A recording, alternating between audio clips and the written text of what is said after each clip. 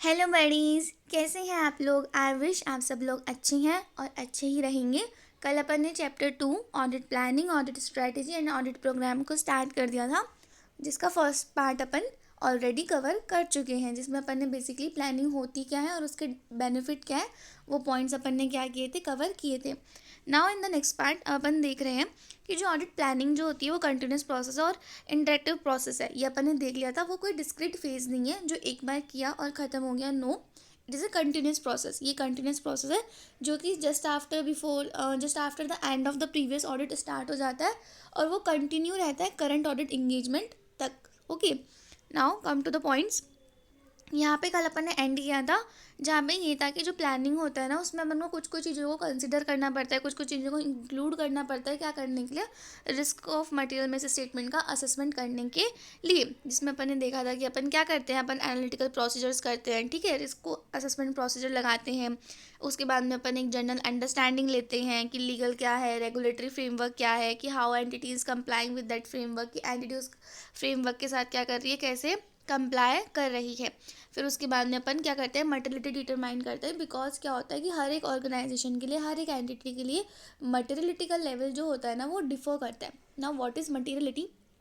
Materiality is वो amount होता है जहाँ पे आपका डिसीजन जो है ना वो इफ़ेक्ट हो जाए। लाइक आपसे किसी ने पैसे मांगे, ठीक है, आपको किसी को पैसे देने हैं और आप ऐसे मान रहे हो कि ठीक है 10 रुपये तो ले ले यार, कोई दिक्कत नहीं है। और अगर आपसे किसी ने 1000 रुपये मांग लिए तो now it is your materiality level कि यार मैं 1000 रुपये नहीं दे सकता, इतना मेरा मटेरियलिटी लेवल नहीं है। So materiality level is that कि जहाँ पे आपका डिसीजन क्या हो, इफेक्ट हो। So we have to determine कि एंटिटी का मटेरियलिटी लेवल क्या है। मतलब अगर 10-20 रुपये की चोरी हुई है सो ठीक है, एंटिटी को कोई फ़र्क नहीं पड़ता, ओके कोई नहीं, चलता है। लेकिन अगर ये है कि हाँ उनको कोई लैक्स में हुई है तो फिर उनको लग रहा है कि हाँ भाई ये हमारा मटेरियलिटी लेवल है। अब यहाँ पे क्या है, मटीरियल मिस स्टेटमेंट है कि गलती है, 10-20 रुपये की गलती है, उसमें कोई दिक्कत नहीं है। लेकिन वो गलती मटीरियल कब हो जाती है, जब आपके डिसीजन क्या होने लगते हैं, इफेक्ट होने लगते हैं। So we have to determine the materiality level कि अपन को एक अमाउंट डिसाइड करना पड़ता है कि हाँ इससे नीचे की अगर गलतियाँ हैं so we can ignore them, और अगर इससे ऊपर की गलतियाँ हैं तो these are material for the entity. Okay, now fourth point is that involvement of the expert. ये मैंने कहा था, अपन ने देखा था out of the scope of the audit होता है। अपन ने चैप्टर 1 में कंप्लीट किया था कि auditor is not consider as the expert, कि ऑडिटर एक्सपर्ट नहीं होता है। So we have to take the help of the experts like engineers वगैरह की अपन क्या करते हैं, हेल्प लेते हैं। सो वही है कि अगर एक्सपर्ट्स का इन्वॉल्वमेंट हो रहा है तो वो भी अपन को देखना है। Now fifth point is that the performance of other risk assessment procedures. उसके अलावा अपन को क्या क्या परफॉर्म करने होते हैं, अदर रिस्क प्रोसीजर्स क्या करने पड़ते हैं, परफॉर्म करने पड़ते हैं। Now move to the other topics.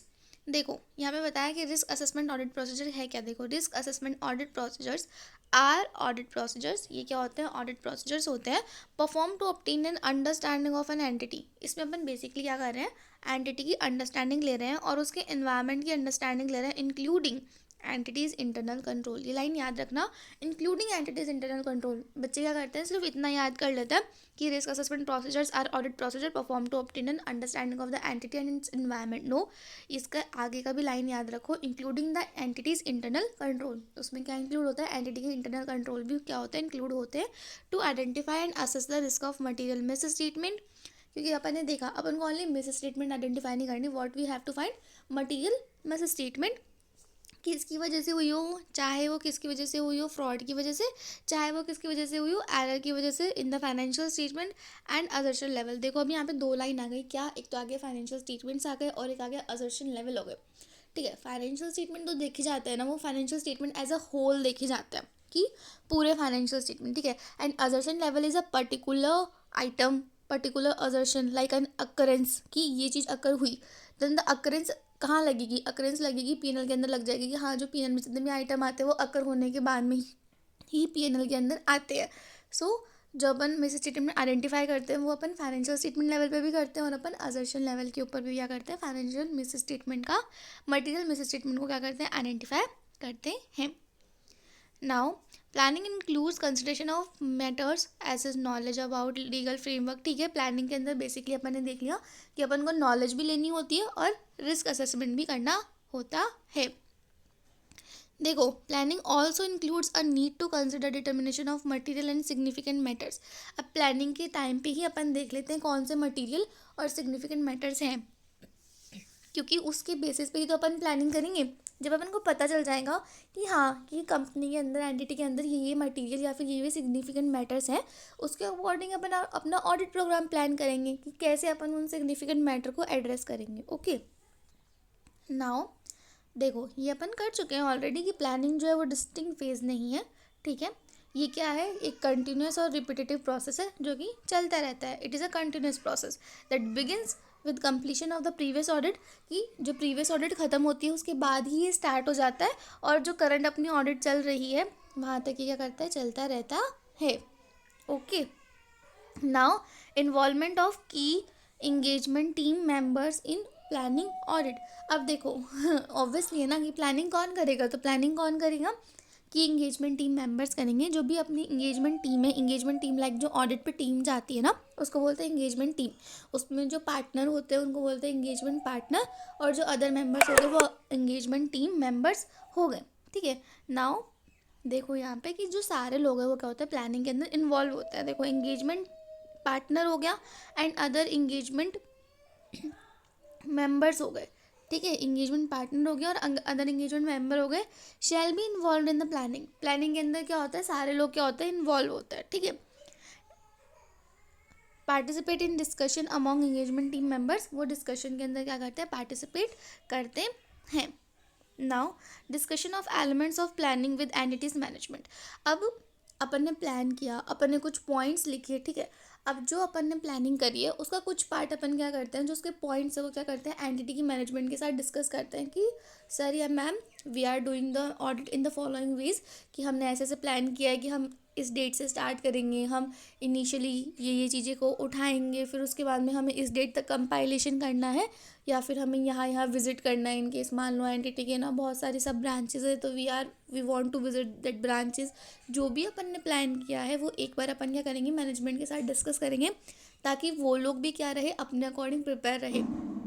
मान लो अपन ने सोचा है कि अपन है ना उनकी एक ब्रांच को पहले विजिट करेंगे, लाइक जयपुर वाली ब्रांच को विजिट करेंगे, और उन्होंने क्या किया, अपने दिल्ली वाली ब्रांच के डॉक्यूमेंट्स रेडी कर लिए, जयपुर वाली ब्रांच के नहीं किए। सो अगर अपन उनको बता देंगे कि अपन ने ऑडिट इस अकॉर्डिंग प्लान करी है, तो वो भी उस अकॉर्डिंग वर्क क्या कर लेंगे, फॉलो कर लेंगे। ओके, तो यहाँ देखो auditor may decide to discuss, auditor decide कर सकता है क्या करने के लिए, डिस्कस करने के लिए elements of planning with the entity's management के साथ, to facilitate the conduct and management of the audit engagement. वो ये कि ऑडिट अच्छे से कंडक्ट होने के लिए, फैसिलिटेट करने के लिए अपन क्या कर सकते हैं, उनके साथ अपने ऑडिट के प्लानिंग के एलिमेंट्स क्या कर सकते हैं, डिस्कस कर सकते हैं।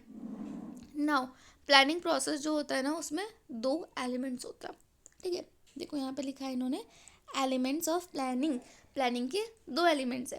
First is preliminary engagement activity, जो अपन इनिशियल स्टेज पे एक्टिविटीज़ करते हैं उसके लिए अपन को प्लानिंग करनी पड़ती है, and second one is planning activities, और दूसरी तो क्या है, प्लानिंग की एक्टिविटीज़ है।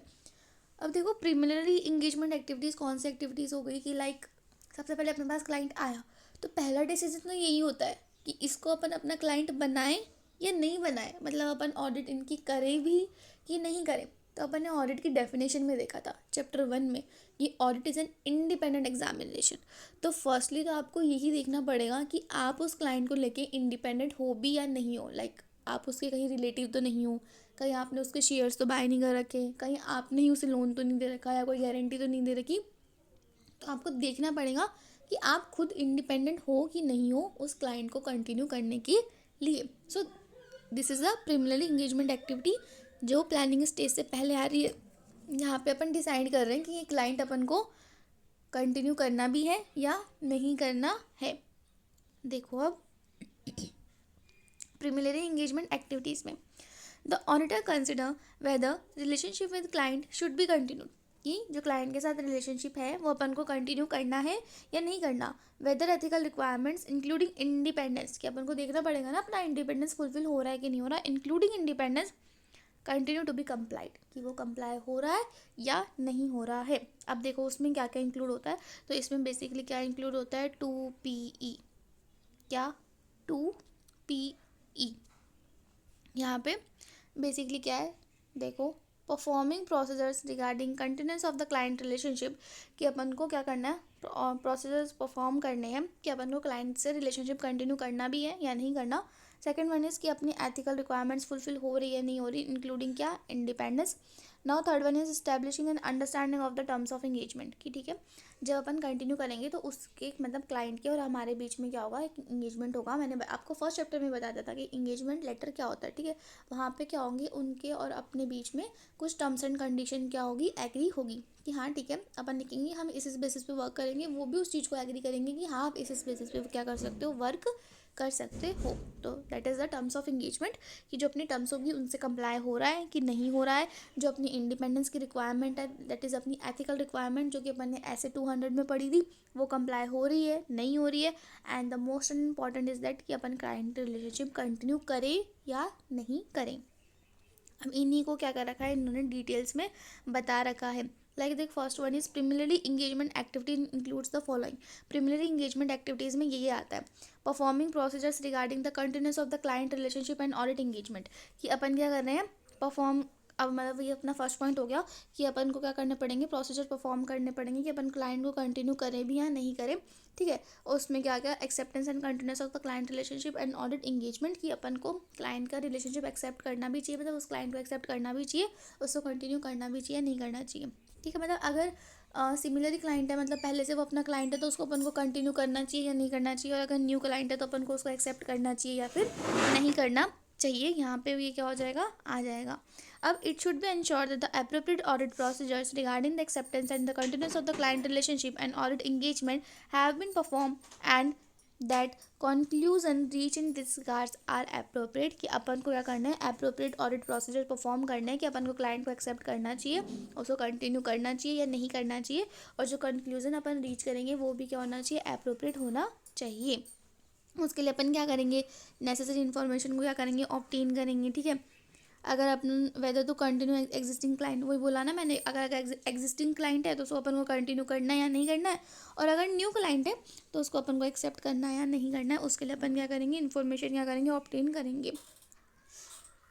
Now second point is that evaluating compliance with ethical requirements including independence. अब अपन क्या कर रहे हैं, कंप्लायंस को देख रहे हैं, अपनी एथिकल रिक्वायरमेंट्स क्या हो रही है, फुलफिल हो रही है नहीं हो रही है। अपनी बहुत सारी एथिकल रिक्वायरमेंट्स होती हैं, आपने देखा होगा कि अपन को प्रोफेशनल स्कैप्टिज्म मेंटेन करना चाहिए, अपने अंदर कॉम्पिटेंस होना चाहिए, ठीक है, अपन को इंडिपेंडेंस रहना चाहिए। तो यहाँ बेसिकली सबसे इंपॉर्टेंट एथिकल रिक्वायरमेंट किसकी बात हो रही है, इंडिपेंडेंस की क्या हो रही है, बात हो रही है। देखो यहाँ पे ऑडिटर शैल कंटिन्यूसली इवेल्युएट। अपन को ऐसा नहीं है कि एक दिन अपन इंडिपेंडेंट है और दूसरी दिन अपन इंडिपेंडेंट हो गए, नो। अपन को क्या रहना है, कंटिन्यूसली इवेल्युएट करना है कंप्लायंस विद एथिकल रिक्वायरमेंट, क्योंकि अपन को कंटिन्यूसली क्या रहना है, इंडिपेंडेंट रहना है, इंक्लूडिंग इंडिपेंडेंस। अब देखो यहाँ पे इंडिपेंडेंस का मतलब क्या बोला, independence means that the judgement of a person is not subordinate to the wishes or direction of the another person who might have engage him. ये भी अपन चैप्टर 1 के अंदर कंप्लीट कर सकते हैं, कंप्लीट करके आ गए हैं कि इंडिपेंडेंस होता क्या है। वहाँ पे अपन ने देखा था इंडिपेंडेंस ऑफ माइंड भी देखा था और इंडिपेंडेंस ऑफ अपीयरेंस भी देखा था, कि अपन सिर्फ माइंड से ही इंडिपेंडेंट नहीं होना चाहिए, अपन अपीयरेंस से भी इंडिपेंडेंट होना चाहिए। और इंडिपेंडेंट की डेफिनेशन भी अपन ने वहाँ देखी थी कि इंडिपेंडेंट का मतलब यही हो गया कि जो अपना जजमेंट है वो क्या हो, सबऑर्डिनेट नहीं हो, सबऑर्डिनेट नहीं हो किसी और के विशेस या डायरेक्शन के ऊपर। लाइक कंपनी में कोई और है, ठीक है, उसने ना, अपन करना तो कुछ और चाहता है, कि अपन मान लो कि फिजिकल वेरिफिकेशन करना चाहते हैं इन्वेंट्री का, और उसने बोला कि नहीं हमने ना फिजिकल वेरिफिकेशन अब भी किया है कुछ दिनों पहले, आप उसके डॉक्यूमेंट्स देख लो। तो उसकी विश है कि अपन फिजिकल वेरिफिकेशन नहीं करें, और अपन ने उसकी विश से कंप्लाई कर लिया, अपन ने अपना जो डिसीजन है वो सबऑर्डिनेट कर दिया उसकी विश के अकॉर्डिंग, और अपन ने क्या किया, ठीक है, वो डॉक्यूमेंट्स देख लिए और अपन ने फिजिकल वेरिफिकेशन नहीं किया इन्वेंट्री का, ठीक है। सो ये नहीं होना चाहिए, अपना जो डिसीजन है वो क्या होना चाहिए, इंडिपेंडेंट होना चाहिए, किसी के भी डिसीजन पे सबऑर्डिनेट नहीं होना चाहिए। नाउ अपन आगे देखते हैं, the engagement partner shall perform a conclusion on compliance with independence requirement. अब जो किसका ये वो है, ऑब्लिगेशन है, किसकी ये राइट है कि वो क्या परफॉर्म करे, तो यहाँ पे किसका है, इंगेजमेंट पार्टनर का। Engagement partner shall perform an conclusion on compliance with the independence requirement that apply to the audit engagement. In doing so the engagement partner shall, अब क्या है, इंगेजमेंट पार्टनर को एक कंक्लूजन लाना पड़ेगा कि हाँ हमारा जो टीम मेंबर है या जो हमने है वो हमने क्या किया है, कंप्लाई कर लिया किससे, एथिकल रिक्वायरमेंट से इंक्लूडिंग इंडिपेंडेंस से। तो वो उसके लिए क्या करेगा, द एंगेजमेंट पार्टनर क्या करेगा, in doing so the engagement partner shall क्या करेगा, एंगेजमेंट पार्टनर देखो obtain relevant information from the firm. अपन सबसे पहले तो रिलेवेंट इन्फॉर्मेशन किससे लेंगे, फर्म से ही लेंगे, to identify and evaluate circumstances to identify and evaluate circumstances and relationship that create threats to the independence। अपन देखेंगे कि ऐसी कोई चीज़ें तो नहीं है जो अपने इंडिपेंडेंस के लिए क्या कर रही है, थ्रेट क्रिएट कर रही है। थ्रेट इज़ लाइक कि वही है कि अपन देखेंगे किसी ने कोई शेयर्स तो नहीं ले रखा, किसी ने कोई गारंटी नहीं दे रखी, किसी ने कोई लोन नहीं दे रखा, किसी का कोई रिलेशनशिप वैसे तो नहीं है, पर्सनल रिलेशनशिप लाइक। तो अपन यही देखेंगे कोई इंडिपेंडेंस को लेके थ्रेट है या नहीं है। ठीक है। सेकंड पॉइंट अपन देखेंगे evaluate information on identify breaches. ठीक है। अब अपन ने देख लिया कि हाँ अपना ना जो एथिकल रिक्वायरमेंट है ना वो ब्रीच हो रही है, मतलब किसी ना किसी का कोई ना कोई इंडिपेंडेंस ब्रीच हो रहा है। सो अपन क्या करेंगे, उस इन्फॉर्मेशन को इवेल्युएट करेंगे जो अपने ना एथिकल रिक्वायरमेंट को क्या कर रहा है, ब्रीच कर रहा है। If any of the firm's independent policy and procedure to determine whether they create and threat to the independence of the audit engagement। अब एक पर्टिकुलर अगर पर्सन का, एक टीम मेंबर का इंडिपेंडेंस ब्रीच हो रहा है तो अपन को देखेंगे क्या उसका इफेक्ट जो है वो अपनी पूरी ऑडिट इंगेजमेंट पे आ रहा है या नहीं आ रहा, मतलब वो अपनी इंगेजमेंट के लिए थ्रेट क्रिएट कर रहा है या नहीं कर रहा है। ओके। नाउ थर्ड पॉइंट से take appropriate action to eliminate such threat. अब अपन कोशिश करेंगे कि अपन उस थ्रेट को हटा सकें, जितने भी उसको हटाने के लिए अगर कोई एप्रोप्रिएट एक्शन लिया जा सकता है तो अपन एक्शन लेंगे और उस थ्रेट को हटाने की क्या करेंगे, कोशिश करेंगे। अगर अपन थ्रेट को हटा नहीं सकते, ठीक है, यहाँ पे दोनों वर्ड यूज़ होते हैं, ये एमसीक्यू में आ जाएगा। क्या आ जाएगा, टू एलिमिनेट सच थ्रेट, क्या तो अपन उस थ्रेट को एलिमिनेट ही कर दें।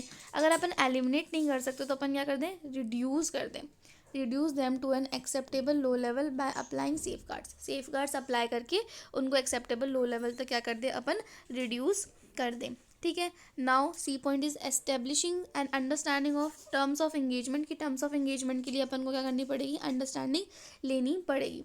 देखो, it is in the interest of both of the entity and auditor that the auditor send an audit engagement. अपन क्या करते हैं, ऑडिट एंगेजमेंट लेटर उनको सेंड करते हैं जिसमें अपन अपनी टर्म्स एंड कंडीशन लिखते हैं एंड मैनेजमेंट उस पर एग्री करता है कि हाँ इन टर्म्स एंड कंडीशन के अकॉर्डिंग क्या कर सकते हैं, वर्क कर सकते हैं before commencement of the audit commencement करने से पहले, क्योंकि अपन पहले ही इंगेजमेंट लेटर भेज के पहले ही सारी चीज़ें क्या करते हैं, डिसाइड करते हैं।